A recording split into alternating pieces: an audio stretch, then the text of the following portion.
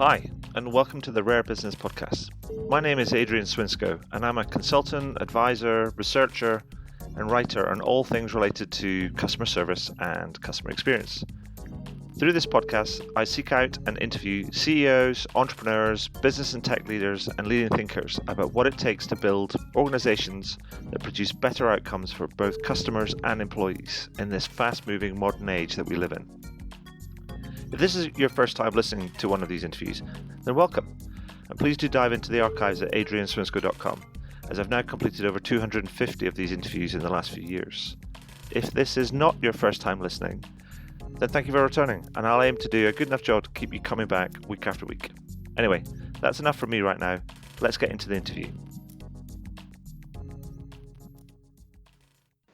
So, welcome to the next edition of the Rare Business Podcast. With me today, I have Ronny Gottschlich, who is CEO of Heunadel and also former CEO of Lidl UK. Hi, Ronny. How are you doing?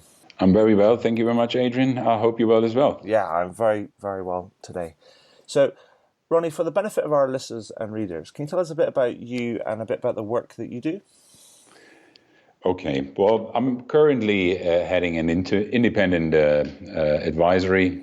We've been putting together a few excellent people from different angles of the retail business, and we're trying to really help young businesses in the retail world, but as well as well-established retailers from all over Turkey to Western Europe and in the UK, Sainsbury being one of those clients, trying to help them maybe understand a little bit more where the discount idea and the discount savings could come from, but not to the detriment of customer satisfaction. Right. Yeah, so that's what we're doing just now. And I've been obviously working before this new business for 16 years for one of the fastest growing empires in the retail world for the Schwarz Group, and in particular the last 6 years as the CEO of Lidl UK from 2010 until 2016. Okay, so Ronny, we met at the World Retail Forum in Amsterdam, where I was chairing, and we were both speaking. And the thing that struck me is because you were talking and you were telling the story about Lidl, particularly Lidl in the UK, and I think the thing that struck me about what you were talking about in the talk is like it felt a lot like that Lidl had actually disrupted the UK supermarket market. And actually I thought that's really interesting because actually when people talk about disruption, they normally talk about tech and software and things. But so do you think it would be fair to say that Lidl and also your German compatriot sort of Aldi, do you think they have disrupted the UK grocery market over the last few years? And actually, was that through choice or was that actually through economic circumstance? Well, I think, yes, we would definitely have disrupted the market. Otherwise, how would you explain some of those big retailers losing some massive market share? Sure. And being in some serious change involved? It was probably due to them having to adjust themselves quite a bit to the British market, i.e. Lidl and Aldi had to do that for years and years and years. The discounters would have tried to adapt or not adapt their model and just put this over customers all across Europe to an extent where in some countries that worked really, really well and was good enough to take a German model, but the British customer being one of the most demanding customers in the world I've seen, and really it needed something to change for themselves. And what really the three areas where something had to change was freshness, communication, and Britishness. And those three things combined, and we would have tackled all three of them in a detail and in a, let's say, different way to the traditional discount model stemming from Germany, have meant quite a change to themselves.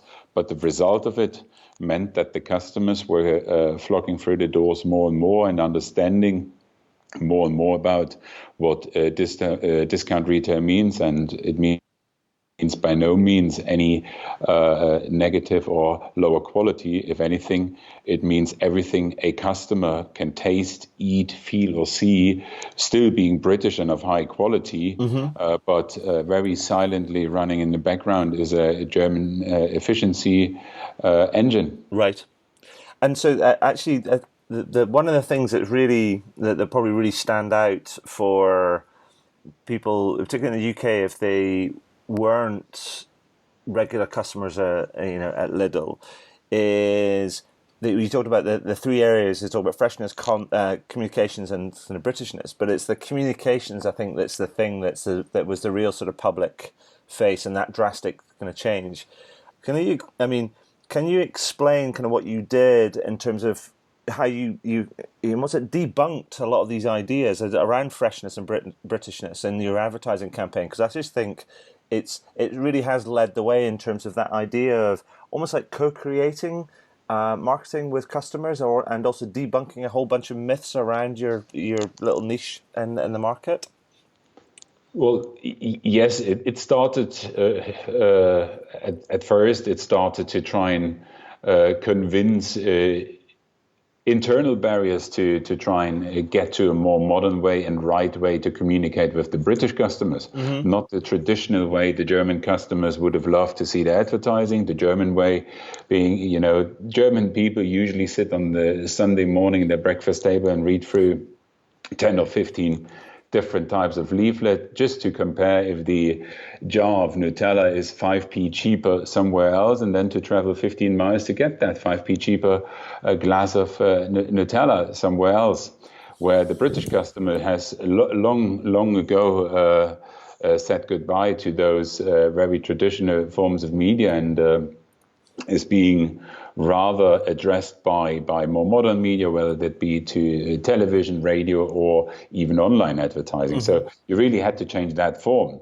But if you were just to go and try and advertise to someone who's, let's say, skeptical about your proposition, and not everyone, but quite a few of the people just couldn't understand how you can be so cheap and still of high quality. I've heard some people sometimes saying, it must be Polish donkey meats the discounters are selling. No disrespect to Polish donkeys meant, obviously. No, of course, no disrespect to the Polish donkeys. This is very fine meat, and I'm sure there are some proper restaurants selling that. But it is, you got to be honest, it's quite a hurdle to get over. And and I have to say the quality aspiration of Lidl would really have been always the highest, and they would have always aimed to be at the brand, if not higher quality, into what they put in their private label product. So all of that really was difficult to get across to the customers, and you really needed to find a way how to speak to the customers with modern media, but maybe bring that across in a way that the customers would get it better. And the way to do that was to really work for the first 2 or 3 years, not with any actors, but let customers do the speaking for you. Actually film some of your customers when they were doing the shopping, and only afterwards asking, okay, can we take that recording and make sure we show that and your reaction. And the results were phenomenal. The people were surprised when they were visiting some stand-up farmers markets in East London, where people just went to shop in a one-day built-up farmers market for all the products to be on that farmers market to be from Lidl, just for everyone thinking, they must come from the farm, etc. When they realized what they were charged for the products, they were just all gobsmacked because it was so cheap. But really linking quality and price was the thing to do, because historically Lidl would have also just gone and communicate price. And I think there's no question Aldi and Lidl are the first place when it comes to their price recognition.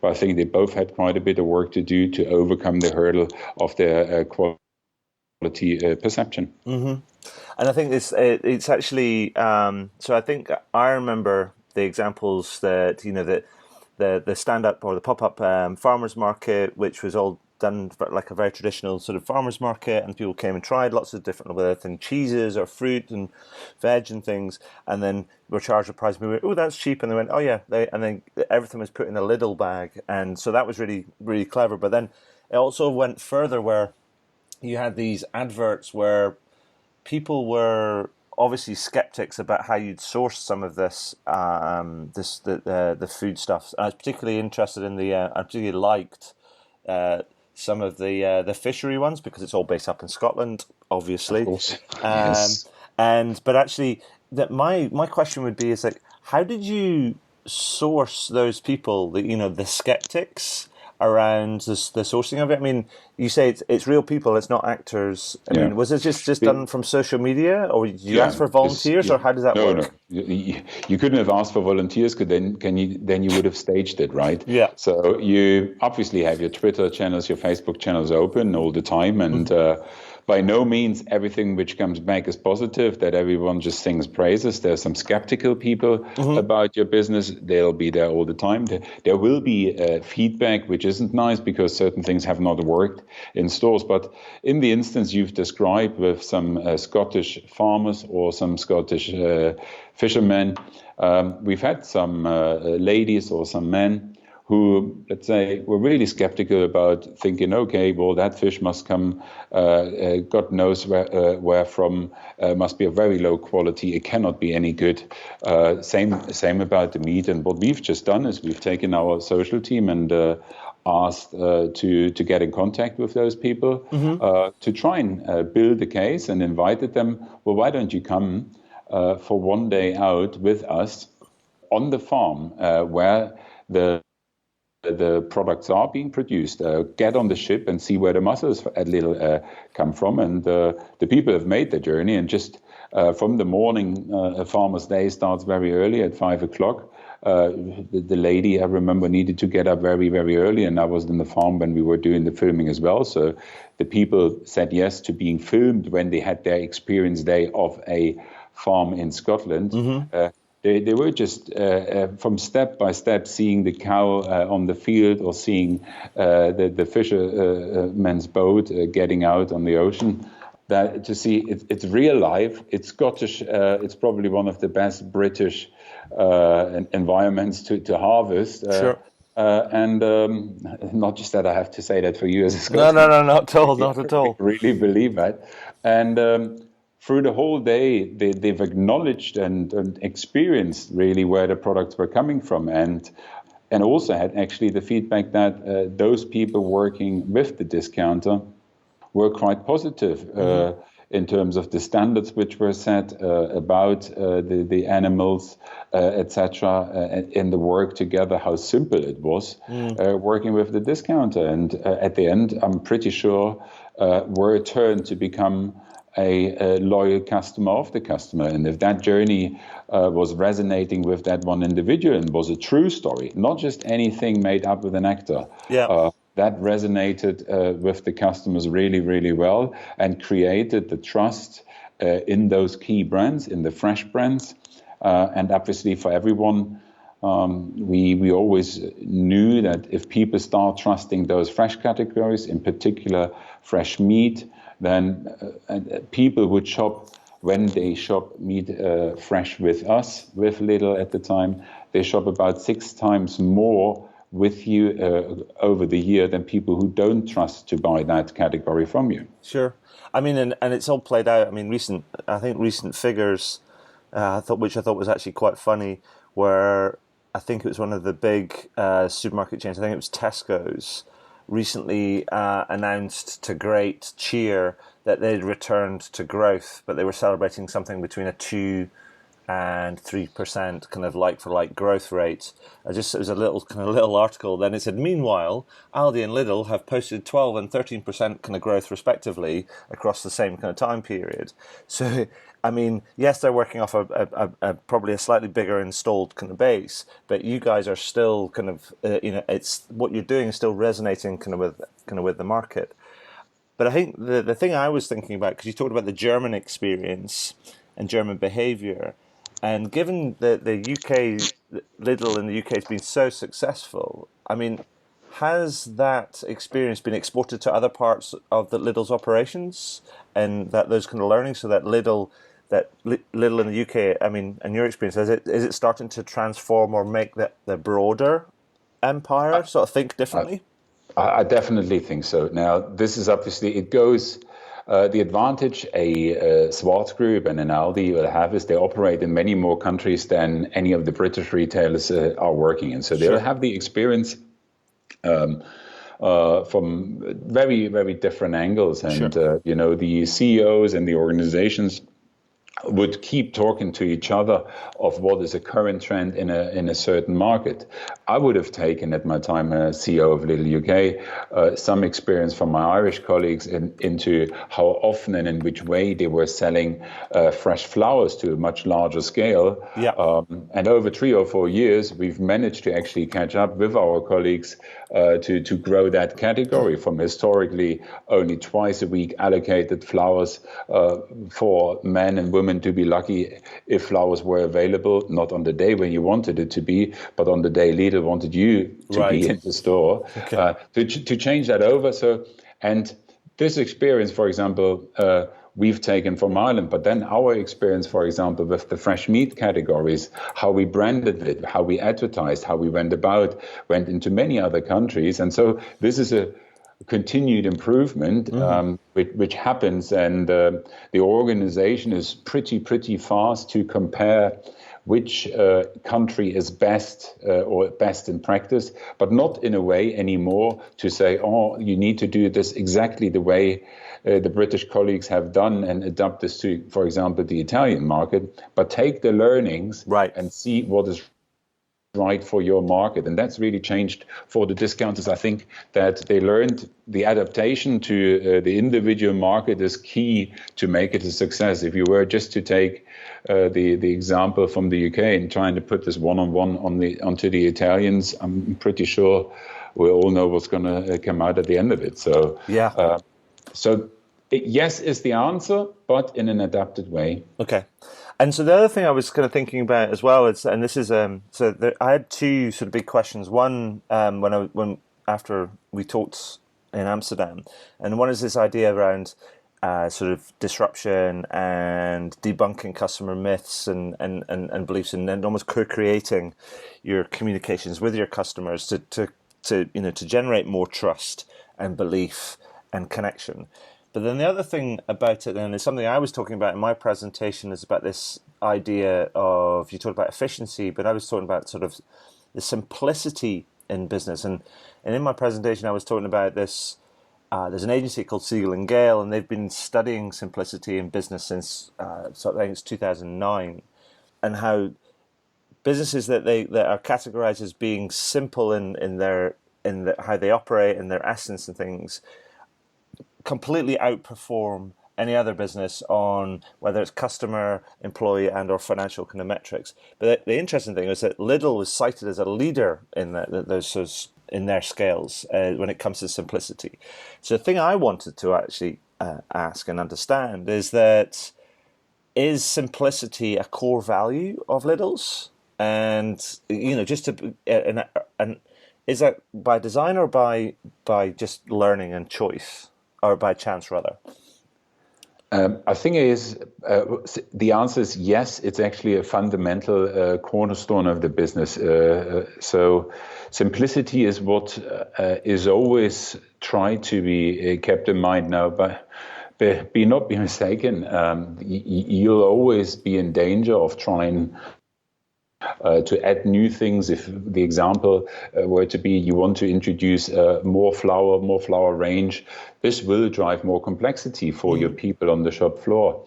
But I think what the DNA of the discounters really strengthens and makes it that strong is that they have as part of their DNA to review their processes again and again and again. And if they just were to shave off 1 second, they would amend the procedure just because they know how much they are going to save over months and years with those savings. And if everyone has got that in mind, if everyone on the shop floor, where your largest chunk of the workers are based, Sure. then if everyone's got in mind to never work away empty-handed or unproductive, to always ask themselves, if I go in that direction, is there anything else I can do at the same time? Right. Then this becomes part of the DNA. And let me tell you, this doesn't stop anymore at work. This goes all the way to your private household, and you go on the nerves to your partners because you just keep asking everyone, well, couldn't you have just done that way in a more productive way and just brought that same thing down with you, take that up with you. Lidl just and Aldi just really, really have that. And they just make everyone working that little bit faster, but not that the people have to really run at a much higher speed, but just everyone will rather always have a target and will know what to do instead of not having a target or a too low target. And then obviously the whole organization slows down, and they really build this in their business case, and obviously this is the biggest area for their saving and where they can invest that money saved back in the price.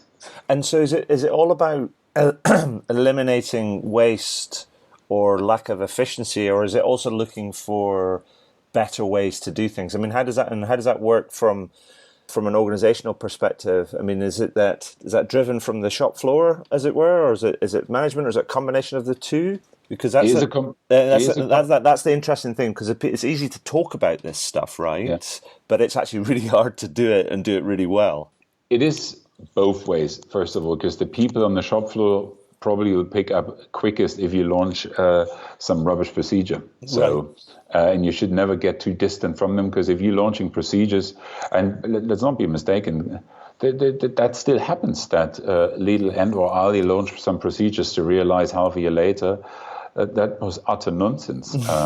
But they will pick that up pretty quick, because the feedback will come to say, look, we are now spending 10 minutes on something which has taken us previously 5 minutes. Right. Because the people are driven to drive efficiency and productivity. And it is a mixture of doing things better, but it is also a thing of leaving things away. So It is the small example of asking a customer for change, or being always well equipped enough with your checkout drawer to have enough change yourself, because it's proven that if you have enough change in your drawer, that you'll be able to much quicker give the change back to the customer than the time it takes the customer to find the change, or worst case, sometimes find the change, but the last 2 pennies are missing. Right. I see. That's fascinating. And how is that? I know you say that you kind of keep trialing kind of things. I mean, I guess, is that just something that's just built into the culture of the way you do things, or are people also rewarded for incentivized for this type of behavior, or is it just is it just something that happens because it's the nature of the little kind of culture? That is really just part of their nature, and there isn't any scheme in place who's proposed the best saving. And if you propose a saving of 10 minutes, you get 1 month salary or something. It's the organization is driven through and through for all the ranks, especially in sales, to be efficient, and people have an intention to save times because they obviously will always look at what could be done better. And this isn't in connection with any benefit scheme or anything. It's just that the organization sets people up, equips people, and educates people to think that way. I mean, that's great to hear, because actually, there's, what it does do is it kind of puts a cross in the box that says, oh, I need to pay for this behavior. Actually, it's what it's saying is, actually, if you get the right sort of culture and the right sort of values and the right sort of focus in place, and then hire the right people, then, and they understand what it's going to do, then it's actually not about the rewards. It's like this stuff just happens. Yes. Which is great. So let's kind of change, so if I said to you, were Lidl actually paying attention to other sort of brands, retail brands, that, and were they learning from them and watching them and being inspired with them, or is it that you guys are just kind of out on your own doing your own thing, or how what? I think they would definitely they would definitely look all the time. I think it'd be serious trouble if you get onto something and you don't look left and right. And let's be honest, there are things. Others were faster than us at my time at Lidl and before and after. And you'd be even stupid, I think, if you were trying to always reinvent the wheel yourselves. Sure. So you sometimes just take and copy. You don't have to develop all the new products in the world yourself. You don't have to have the R&D department, the largest R&D department in the world. You sometimes may want to see from other retailers which products do sell well, and then you take them into your assortment as well. So the answer is you definitely must look. And every time I was out and about in stores, you always look at your competitors in the UK. This is the discount competitor, but for sure the big four supermarkets and even the small convenience chains. Mm-hmm. Yeah, and so if we've got some executives or some entrepreneurs or leaders listen to this interview, and particularly if they're struggling to achieve simplicity in their business, because it's a constant battle, as you've said. Is that we have this natural tendency to add. It's easier to add more than it is to take away. I mean, what advice would you give to them to trying to make their own business more simple? Where should they start? What should they do first? Obviously, I would look at simplification where I have the highest leverage. So I would look at the shop floor stuff. Usually, if it was to be a grocery retailer where, if you save 10% at 2% of your workforce, it's not going to have a big impact, but your biggest workforce is usually in your warehouses and your stores. And take a look there. From my point of view, it'd be the shop floor, and really take a deep dive in the operation. But don't just look at when the store opens. Look at it from the moment the products maybe arrive, at what times they arrive, how they arrive. Because quite often these things will have an effect of how many people you have and how long it'll take them to work certain things on the shop floor, how much work is involved apart from serving customers and making sure the shop floor looks nice with administrative things, and how much you can take away so that really you have someone in a store mainly for the reason that the shelves are stocked. And you have good customer service. Those are the two key things I feel are necessary. And if you realize that more and more work gets absorbed, or more and more time gets absorbed by other things where people spend time in offices, that this is something Aldi and Lidl would be very, very keen on, to make sure this time is very, very minimal on the customer interaction and or time on the shop floor is in the majority. I think you make a great point. I think this idea that simplicity can't be achieved by eliminating lines from a spreadsheet. Actually, you've got to go out and can really understand where the work is done, or actually where the real value is created. And it sort of reminds me of an old thing that I kind of wrote about a little while ago, but it's an old concept. It comes from Taiichi Ono of Toyota back in the day, where he talked about going to the Gemba, and the idea about going to the place where the real place where the real value is created. So this idea of not getting stuck in the office and actually being out in stores and actually understanding how things work, because that's where the real simplicity happens, where the real savings happen, or where the real efficiencies get created. So it's a great point.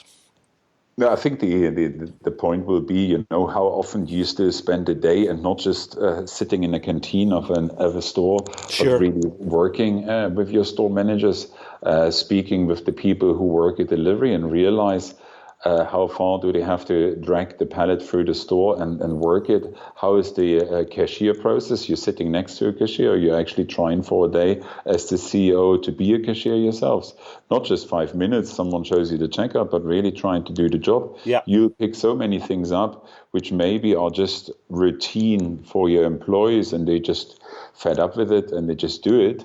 For you to be able to change the things and take things away. And this goes through the whole organization. Now, you will find it difficult to do that through all the parts of your business. But again, if you prioritize where you have the largest part of your workforce allocated and spend some time there, you will be much, much quicker be able to save some time and energy on those kind of things. And if you do that with your board, we've done that once a year for everyone to spend a day in a store, and sometimes then together, you sometimes realize what bullshit you produced in certain procedures, and quite quickly you felt ashamed. And the good thing is, you're able to take it back and put something easy out. And if you are a person who the people feel they can speak to, at least when you're in the store,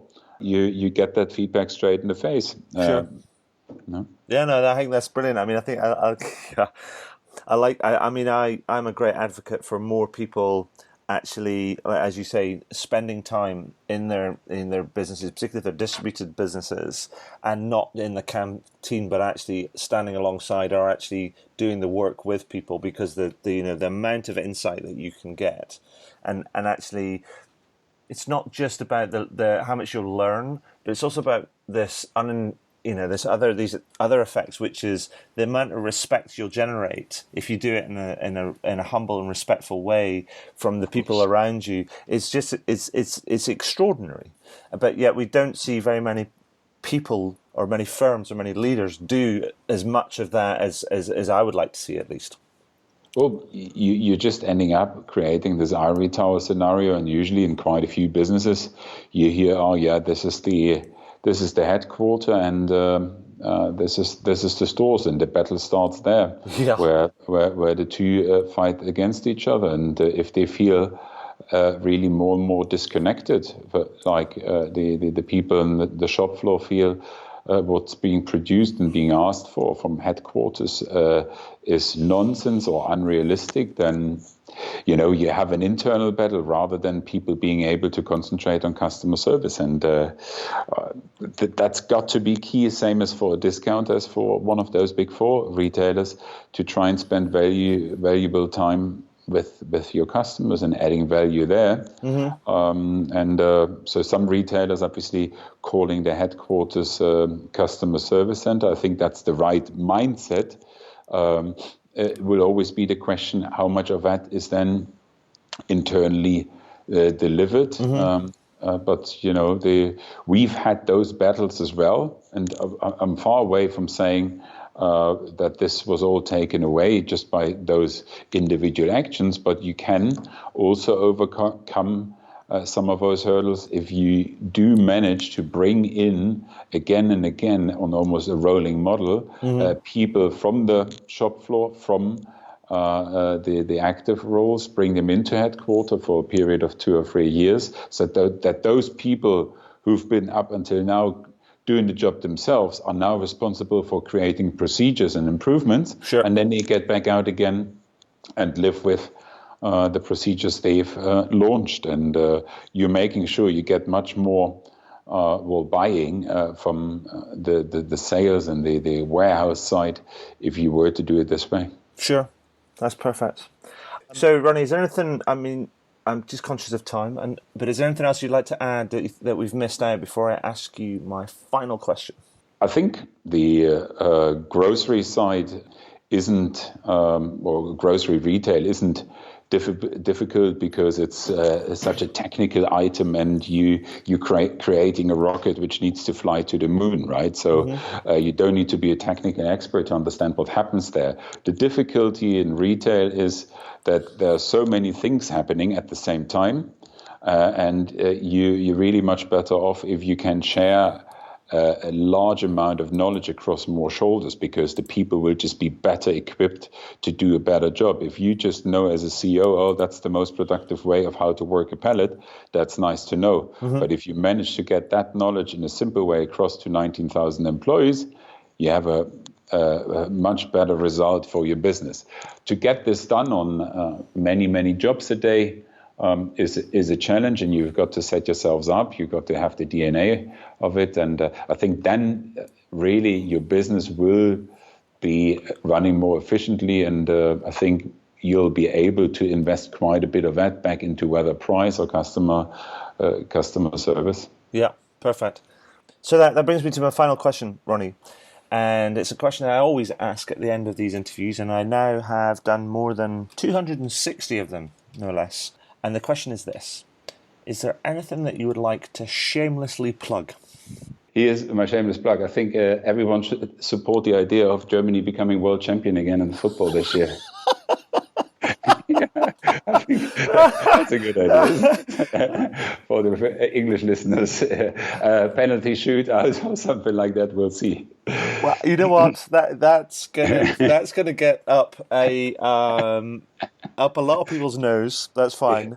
But I'm going to leave that with this. But what I'm going to do on the back of that is I'm going to say to people, you know what? I learned a lot from yourself, Ronny, when you talked at the conference. Yeah. I think that you've got a wealth of knowledge and experience, and I would say that if anybody wants to learn more about, driving simplicity into their business and disrupting their markets, particularly in the retail sector, then they should check out Heunadel, which is HEUNADEL.com, and all your contact details are there, and just kind of check you out, because, one thing, you're a lovely guy, but you've got a wealth of knowledge. You're also quite controversial, but you also love the Scots. Exactly. And so that's my plug for you, Ronny. You've plugged the German football team in the World Cup, which is... There we go. That's fine. I've plugged you. Just let me kind of say that it's been a pleasure talking to you Same today. here, Adrian. And thank you very much for your time and interest. And I'll make sure I get all that linked up and edited up, and we'll give you a big kind of shout out, and I'll leave you to do the final sort of like cheer for Germany in the World Cup, because that's not really down to me. I'll do my best then. Yeah. Adrian, thank you very much for the time today, and I hope to see you soon at one of the next venues. Yeah. Perfect. Thank you. Thank you. Bye. Well, that's it for another interview. I really hope you enjoyed it. Now, every time I complete one of these interviews, I learn something new, and I try and incorporate that new learning into my writing, my speaking, my workshops, and the consulting that I do for my clients. If you're interested, you can find out more about how I work with clients over at adrianswimsco.com. But one final thing before I go, please consider heading over to iTunes or whichever podcast platform you choose to use, and do leave a review. Every little helps, as they say. Anyway, that's all for now. Thank you for listening, and do listen in again. All the very best.